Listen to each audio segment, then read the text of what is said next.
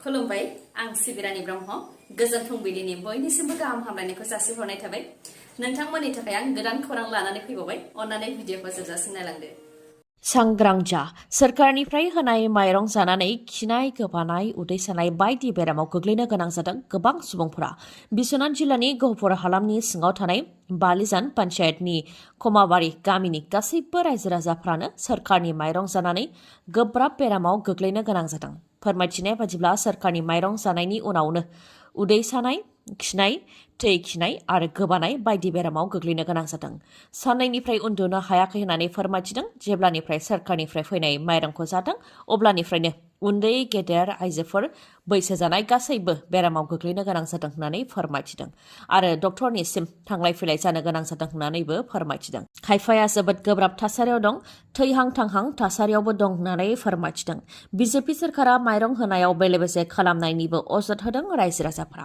माइरंआ दैयाव सोमोब्लाबो मुरि बायदि गोजावनानै थायो प्लास्टिक बायदि जायोबाबो दोगोन बा हजम जाया होननानै फोरमायथिदों बेनिखायनो सोरखारा माइरं होनो गोसो गैयाबा दाहोथों नाथाय रायजो राजाफोरनि देहा आरो जिउजों दा गेलेथों होननानै खुद्रिदों भुगिनांनाय रायजो राजाफोरा गासै जौ गलाफ्रानो मोनाबिलि 6 रिंगानिफ्राय बन्द थागोन नलबारि जिल्ला प्रशासना फोसावदों बे थांखिखौ नलबारियाव जानाय राज महोत्सबजों लोब्बा लाखिनानै गोजोन आरो ल' एन्ड अर्डार सिटुएसनखौ लाखिनो थाखायनो बे थांखिखौ फोसावदों जिल्ला प्रशासना गाबोनसिम अदेबानि 8 डिसेम्बरसिम मोनाबिलि 6 रिंगायावनो गासैबो जौनि गलाफोरा नलबारियाव बन्द थागोन आरो सोरबाफोर जुदि 6 रिंगानि उनावबो जौ गलाखौ खेवोबा बिथांमोननि हेंथा गोख्रों राहा लानाय जागोन होननानैबो फोरमायथिदों नलबारि जिल्ला प्रशासननिफ्राय बे खेबाव लासित बसुमतारी मुंनि सुबुंनि गलिनिफ्राय मानै हालुवा मोसौ गोमादों नंगौ जोंहा थारैनो रैखाथि गैमारला सानफ्रामबो सिखाव दाखाथिनि उदखारा बांनायनिफ्राय बांनो हमबाय रायजोआव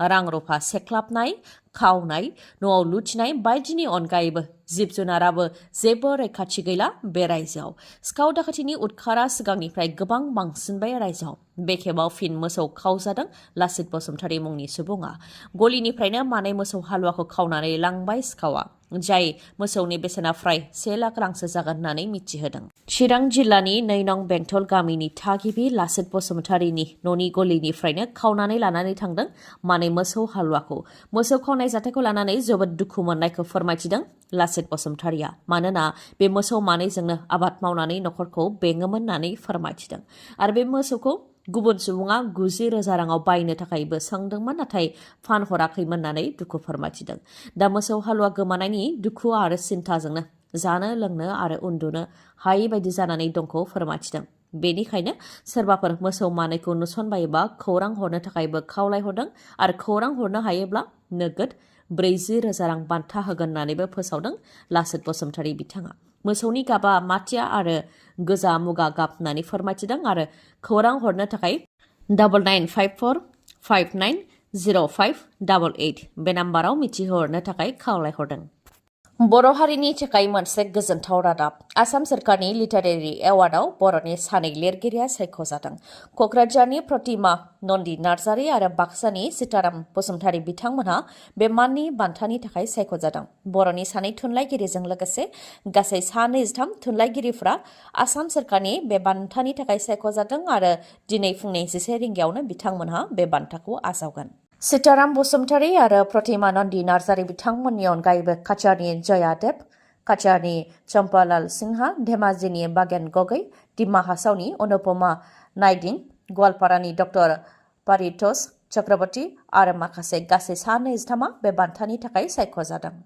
बिजेपिनि 10 एमपिफोरा रिजाइन होबाय राजस्थान छत्तीसगढ़ आरो मध्य प्रदेशआव बिजेपि दोलोआ देरहासार जानायनि उनावनो लकसभानि 10 एमपिफोरा रिजाइन होबाय फोरमायथिनो गोनांदि 12 एमपिफोरा राजस्थान छत्तीसगढ़ आरो मध्य प्रदेशआव बिधानसभा बिसायख'थि गेलेदोंमोन जेराव बिथांमोनहा देरहासारनो हानायनि उनावनो एमपिनि बिबाननिफ्राय रिजाइन होबाय बिजेपिनि आफादगिरि जेपि नड्डा बिथांनि नुजाथिनायाव लकसभानि बुंथिगिरिनिसिम बिबान एंगारनायनि आर'जलाइखौ गथायदों बिथांमोनहा बिबान एंगारनाय 10 एमपिफोरनि मादाव मध्य प्रदेशनिफ्राय नरेन्द्र तोमर प्रहलाद पटेल रिति पाठक राकेश सिंह आरो उदय प्रताप सिंह आरो राजस्थाननिफ्राय राज्यवर्धन राठौर किरोड़ीलाल मीना आरो दिया कुमारी छत्तीसगढ़निफ्राय अरुण साव आरो गोमती साई बिथांमोनहा लकसभा एमपि बिबाननिफ्राय रिजाइन होबाय।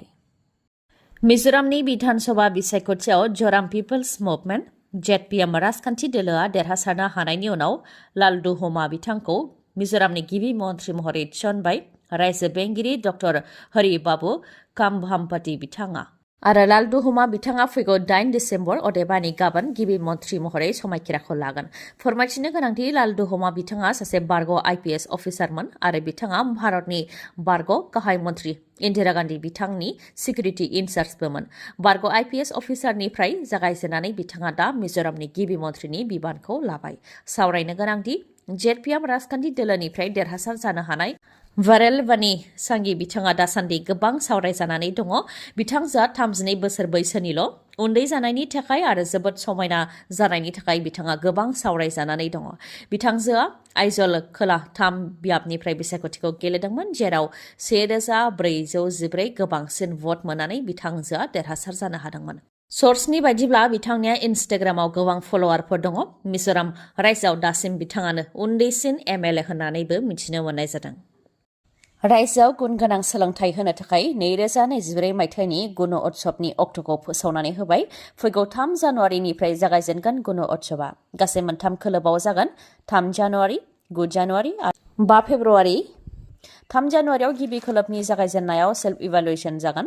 4, 5 आरो 6 जानुवारियाव एक्सटार्नेल इभालुएसन जागोन आरो गिबि खोलोबाव 12 जिल्लाफोराव जागोन। जिल्लाफोरा जाहैबाय बरपेटा, बजालि, हजाइ, करिमगन्ज, कामरुप, कार्बि आंलं, क'क्राझार, लखिमपुर, नगाव, शिबसागर, साउथ सालमारा मानकाचार आरो अदालगुरि। नैथि खोलोबा 9 जानुवारियाव जागोन। 9 जानुवारियाव सेल्फ इभालुएसन जागोन। 10, 11 आरो 12 जानुवारियाव एक्सटार्नेल इभालुएसनआ जागोन। गासै 3 जिल्लायाव जागोन। बाक्सा, बिश्वनाथ, चिरां, चराइदेव, धेमाजि, धुब्रि, गलाघाट, हाइलाकान्दि, जरहाट, कामरुप मेट्र', सनितपुर, तिनसुकिया आरो तामुलपुर बेफोर जिल्लायाव जागोन। आरो थामथि खोलोबा 5 फेब्रुवारियाव जागोन। 5 फेब्रुवारियाव सेल्फ इभालुएसन जागोन आरो 6, 7 आरो 8 फेब्रुवारियाव एक्सटार्नेल इभालुएसनआ जागोन। गासै 10 जिल्लायाव जागोन। जिल्लाफोरा जाहैबाय बङाइगाव, दरं, डिब्रुगड़, गवालपारा, काछार, नलबारि, मरिगाव, डिमा हासाव, माजुलि आरो वेस्ट कार्बि आंलं। इउपिपिएल दोलोआ खैराबारियाव गेदेर सुबुं गौमा खुंनायजों लोगोसे जयनिं हाबाफारि खुंदों, जेराव 10,000सो सुबुंफोरा थुबुर जानायखौ मिथिहोदों मन्थ्रि उरखावगोरा ब्रह्म बिथाङा। इउपिपिएल आरो बिजेपिनि जथाय सोरखारा सेल्फ हेल्प ग्रुपनो रां होनाय, अनसाय बिथांखि, गियान सोरां बिथांखि, सुपार 50 बायदिनि अनगायैबो लामा सामा आरो पिएमएवाइनि बायदिनि सायाव खामानि मावनायनि थाखाय रायजो राजाफोरनि गेजेराव फोथायनाय फैबाय आरो फैगौ लोकसभा बिसायख'थियाव भट मोननो हागोनखौ आसा खालामो होननानै फोरमायथिदों मन्थ्रि उरखावगोरा ब्रह्म बिथाङा। आसामनि 14 लोकसभा बियाबनि मादाव 12आवनो मित्रजोत दोलोआ देरहासार जानो हागोन। क'क्राझारावबो मित्रजोत दोलोआ 6 लाख भट मोननानै देरहासार जानो हागोन होननानै बुंथियो बिथाङा।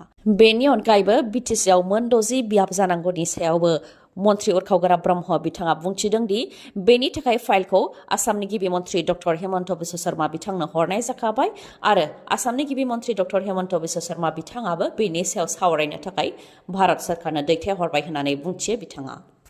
फर्ब्सजों फोसावजानाय बुहुमनि बयनिख्रुइबो गोहोगोरासिन आइजोफोरनि फारिलाइयाव भारतनि 4 आइजोफोरा जायगा मोननो हादों।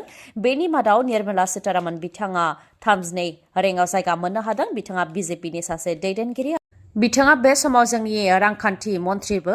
बिथांनि उनाव दङ रश्मि नादार मल्हत्रा। बिथाङा 60 रेंकआव जायगा मोननो हादों। बिथाङा सासे बिलियनारि आरो HCL टेक्न'लजिनि चेयारपारसन बिथाङा। बिथांनि अनगायैबो समा मण्डल बिथाङाबो जायगा मोननो हादों। बिथाङा 70 रेंकआव जायगा मोननो हादों। बिथाङा स्टिल अथरिटि अफ इन्डियानि चेयारपारसन। बिथांमोननि अनगायैबो किरण मजुमदार चाव बिथाङाबो जायगा मोननो हादों। 76 रेंकआव जायगा मोननो हादों बिथाङाबो भारतनि सासे बिलियनारि। मिचन सिमब्रेनाय बा गिदिंनाय बारा गिदिंलांफिननो हमबाय, नाथाय तामिलनाडु आरो अन्ध्र प्रदेशआव फारसेनिफ्राय सिलिंखार खालामखांनायनि उनावसो गिदिंलांफिननो हमदों मिचन गिदिंनाय बारा।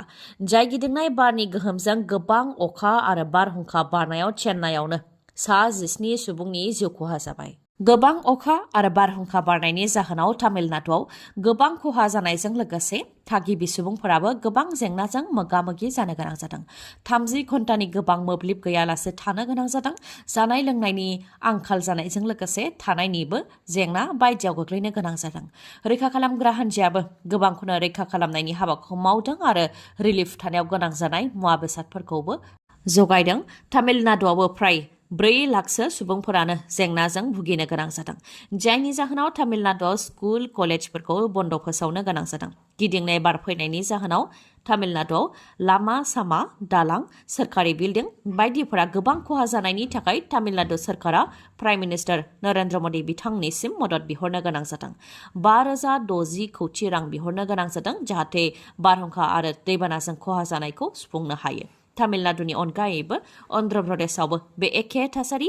मिथिं गिदिंनाय बारनि जाहोनाव अखा आरो बारहुंखा फैनाया फारसेनिफ्राय सिलिंखार खालामलांदों। दिनैनि खौराङा एसेनोसै। गाबोन आरो गोदान खौरांजों लोगो मोनफिनबावगोन। नोंथाङा दासिमबो आंनि चेनेलखौ साबस्क्राइब खालामाखैबा अन्नानै साबस्क्राइब खालामदो, लोगोसे लाइक, कमेन्ट आरो शेयार खालामनो दाबाव। गोजोन्थों।